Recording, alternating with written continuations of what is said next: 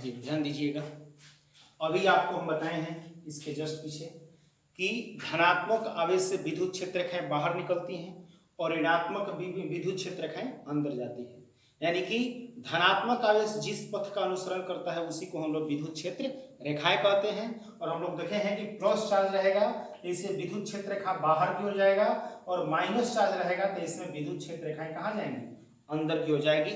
अब ध्यान दीजिएगा अगला, ये जो कहता है अगला प्रॉपर्टी नंबर गुण नंबर 2, विद्युत क्षेत्र रेखाएं कभी भी एक दूसरे को काटती नहीं है। मान लीजिए कि यदि ये एक दूसरे को काट भी देती हैं तो उस कटान बिंदु पर दो स्पर्श रेखाएं खींची जा सकती है जो दो विद्युतीय क्षेत्र की दिशा को सूचित करेगी, जो कि ऐसा कभी भी संभव नहीं है। विद्युत क्षेत्र की दिशा एक बिंदु पर एक ही तरफ हो सकती है, एक ही बिंदु पर विद्युत क्षेत्र की दिशा दो नहीं हो सकती है। अगर ये धनात्मक आवेश है तो इससे विद्युत क्षेत्र रेखाएं बाहर ही जाएंगी, इसमें कभी दोनों नहीं हो सकता है कि इसके बाहर भी जाए और इसके अंदर भी जाए, ऐसा उचित नहीं है। क्योंकि अभी आपको बताए हैं ये प्लस क्यू चार्ज लेंगे तो ये प्लस और प्लस के बीच प्रतिकर्षण ही होगा, ये प्लस को अपने से ये दूर ही भेजेगा, इसलिए समान आवेशों के बीच प्रतिकर्षण हो सकता है, आकर्षण कभी नहीं हो सकता है। इसलिए धनात्मक आवेश ये जो है प्लस क्यू, इसकी दिशा इससे बाहर की हो सकती है, और धनात्मक आवेश जिस पथ का अनुसरण करता है उसी को विद्युत क्षेत्र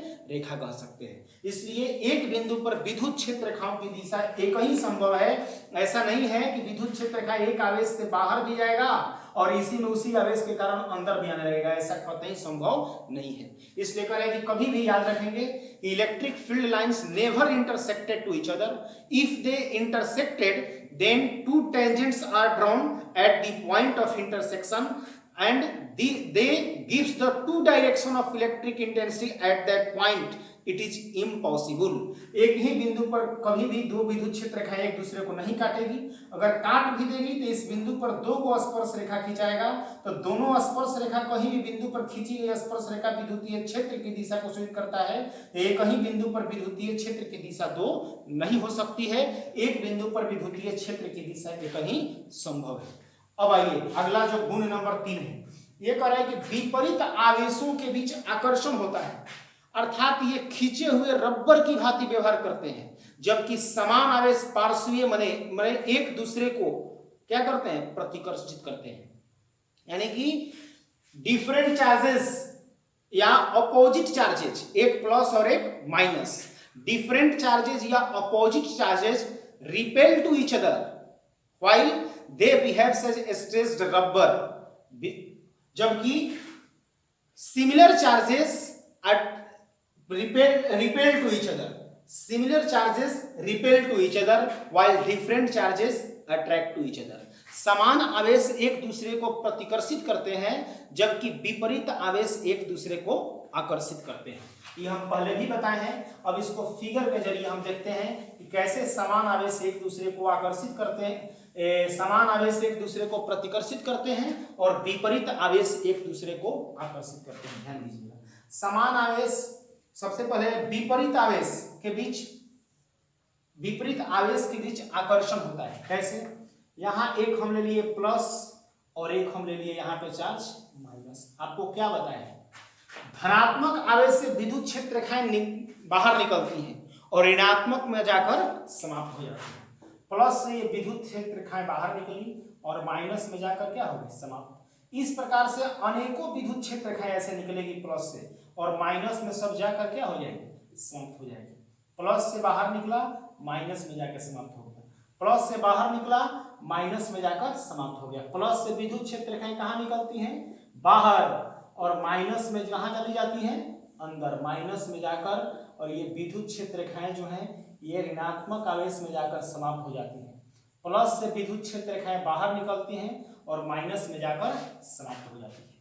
यानी कि कह रहे कि ये कैसा व्यवहार करता है, खींचा हुआ रबर की भांति। एक रबर को खींच दीजिएगा और आप अपने बल को लूज कीजिएगा तो ये वाला भी इसको अपनी ओर खींचेगा और ये वाला भी इसको अपनी ओर क्या करेगा, खींचेगा। यानी कि दोनों एक दूसरे को अपनी ओर क्या करेंगे, आकर्षित करेंगे। उसी प्रकार से दो विपरीत आवेश, एक धनात्मक और एक ऋणात्मक को एक दूसरे से दूरी पर रखेंगे और दोनों अपने फील्ड के अंदर होगा, तो प्लस भी माइनस को अपनी ओर खींचेगा और माइनस भी प्लस को अपनी ओर खींचेगा। यानी कि ये दोनों के बीच एक दूसरे को जब आकर्षित करेंगे तो जो दोनों के बीच जो तनाव या जो दूरी था, ये दूरी धीरे धीरे क्या होगा, कम होगा। तब हम कहेंगे कि ये दोनों एक दूसरे को क्या कर रहे हैं, आकर्षित कर रहे हैं। जैसे ये प्लस से ये माइनस की ओर गया है, ये दूरी अधिक है। अब देखिए जब दूरी जैसे ही आकर्षित इसको एक दूसरे को करेगा तो दूरी घटेगी, तो जो ये तनाव था, ये तनाव या दूरी क्या होने लगा, ये कम होने लगा। ऐसे करते करते धीरे धीरे जब समीप आएगा तो ये एक दूसरे से ऐसे क्या हो जाएगा, ये सट जाएगा। तो इस प्रकार से विपरीत आवेश एक दूसरे को क्या करते हैं, आकर्षित करते हैं। जबकि कह रहे हैं कि समान आवेश एक दूसरे को पार्श्वीय रूप से क्या करते हैं, प्रतिकर्षित करते हैं, एक दूसरे को दूर भेजते हैं। समान आवेश कौन कौन होगा, या तो 2 प्लस होगा या 2 माइनस होगा। ये फिगर नंबर 1। अब आइए फिगर 2, 2 समान आवेश को दिखाते हैं। 2 समान आवेश कैसे एक दूसरे को प्रतिकर्षित करते हैं, ये आया हुआ सवाल भी है। ये 2 समान एक दूसरे को प्रतिकर्षित कर आवेश, 2 सिमिलर चार्जेस एक दूसरे को प्रतिकर्षित करते हैं, इसको फिगर के द्वारा दिखाइए। आइए दूसरा फिगर, मान लीजिए दोनों चार्ज समान है, ए भी प्लस है और ए भी प्लस है। अब यहाँ ये अलग अलग नहीं है, एक ही जगह दोनों स्थित है। प्लस से विद्युत क्षेत्र रेखाएं कहाँ निकलती हैं, बाहर। जब ये प्लस से इलेक्ट्रिक फील्ड लाइन जब बाहर निकलेगा, ये दोनों विद्युत क्षेत्र रेखाएं जो हैं, ये जिस प्रकार से यहाँ प्लस से शुरू होकर माइनस में खत्म हुआ, लेकिन यहाँ जब दोनों प्लस ही है तब प्लस से हमेशा बाहर निकलेगा और दोनों क्षेत्र रेखाएं एक दूसरे से कहाँ भागेगा, दूर भागेगा। ये उधर भाग रहा है और ये इधर भाग रहा है। ये कहीं दोनों को एक दूसरे से मिलने की कोई गुंजाइश नहीं है। यानी कि बीच में कोई भी पॉइंट यहाँ ले लेंगे, उस पॉइंट को एन माने न्यूट्रल पॉइंट बोलेंगे। न्यूट्रल का मतलब होता है उदासीन बिंदु, और उदासीन बिंदु उसी बिंदु को कहा जाता है जिस बिंदु पर कोई भी विद्युतीय क्षेत्र न हो, ई का मान क्या हो जाए, 0 हो जाए। ये प्लस प्लस हुआ। अगर 2 माइनस हम ले लें, ये भी माइनस है और ये भी माइनस है, तो ऋणात्मक में विद्युत क्षेत्र रेखाएं कहाँ जाती है, अंदर। ये ऋणात्मक में विद्युत क्षेत्र रेखाएं जब अंदर जाएगी तो यहां भी इन दोनों के विद्युत क्षेत्र रेखाओं का एक दूसरे से मिलने का कोई आपका गुंजाइश नहीं है। ये आपका इधर चला गया और ये आपका इधर चला आया, इसलिए इसके बीच में भी ये न्यूट्रल पॉइंट प्राप्त होता है जहां विद्युतीय क्षेत्र का मान क्या होता है, 0 होता है। ये आपका फिगर नंबर हो गया 2। इस आधार पे हम कह सकते हैं कि विपरीत आवेश एक दूसरे को आकर्षित करते हैं, जबकि समान आवेशों से विद्युत क्षेत्र रेखाएं जो निकलती हैं वो एक दूसरे से दूर दूर जाती हैं। इसलिए समान आवेशों के बीच क्या होता है, प्रतिकर्षण, और विपरीत आवेशों के बीच होता है आकर्षण। दूसरा चीज ध्यान दीजिएगा, आपको सबसे ऊपर लिखवाए हैं कि विद्युत क्षेत्र रेखा एक सतत वक्र है जिसके किसी भी बिंदु पर खींची गई स्पर्श रेखा उस बिंदु पर विद्युतीय क्षेत्र की दिशा को सूचित करती है। यही है आपका कि प्लस से निकला और माइनस में समाप्त हो गया। ये तो सीधी रेखा है, इस पर स्पर्श रेखा नहीं जाएगा क्योंकि यहाँ पे विद्युतीय क्षेत्र की दिशा निश्चित है, प्लस से किधर है, माइनस की ओर। लेकिन यहाँ पे इस एक कर्व लाइन है, यहाँ विद्युतीय क्षेत्र की दिशा यहाँ पूछे तो यहाँ हम तुरंत ऐसे क्या कर देंगे, टेंजेंट ड्रॉ कर देंगे।